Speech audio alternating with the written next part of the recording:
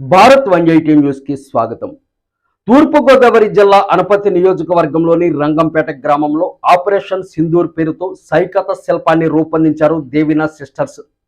ఇటీవల పెహల్గాంలో జరిగిన ఉగ్రదాడికి ప్రతీకారంగా భారత సైనికులు చేపట్టిన ఆపరేషన్ సింధూర్ విజయవంతం అవుతున్న సందర్భంగా రంగంపేటలో జై భారత్ జై జవాన్, భారత్ పంతం ముష్కరుల అంతం అన్న నినాదాలతో సైకత శిల్పి అయిన దేవిన శ్రీనివాస్ కుమార్తెలు సోహిత ధన్యత కలిసి సైకత శిల్పం రూపొందించారు. ఒకవైపు జవాన్ను, మరోవైపు గర్జిస్తున్న మహిళను 10 గంటల సమయంలో 3 యూనిట్ల ఇసుకతో ఈ సైకత శిల్పం రూపొందించినట్లు దేవినా సిస్టర్స్ తెలిపారు. దేశభక్తితో వీరు రూపొందించిన ఈ సైకత శిల్పం అందరినీ ఆకట్టుకుంది.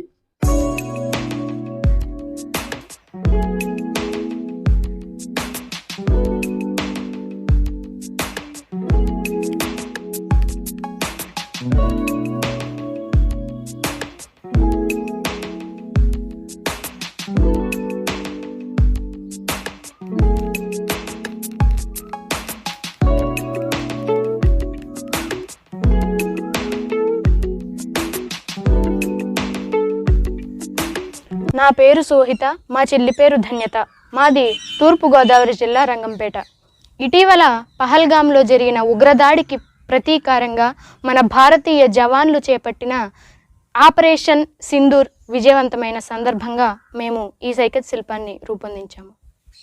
ఉగ్రవాదాన్ని పెంచి పోషిస్తున్న పాకిస్తాన్ను గడగడలాడిస్తున్న మన భారత సైన్యానికి సెల్యూట్ చేస్తూ మన భారత మహిళల సింధూరాన్ని చెరిపి వారి ఆక్రందనలకు కారణమైన ముష్కరులకు అదే సింధూర్ పేరుతో గట్టి జవాబు ఇస్తున్న మన భారత జవాన్లకు అభినందనలు తెలియజేస్తూ ఒకవైపు గర్జిస్తున్న మహిళను, మరొక వైపు సైనికుడిని, మధ్యలో పోరాడుతున్న క్షిపణులను గురి చూస్తున్న సైనికుడిని జై హో భారత్ జై జవాన్, భారత్ పంతం ముష్కరుల అంతం, ఆపరేషన్ సింధూర్ అన్న నినాదాలతో మేము ఈ సైకత శిల్పాన్ని రూపొందించాము. జై హో భారత్ జై జవాన్.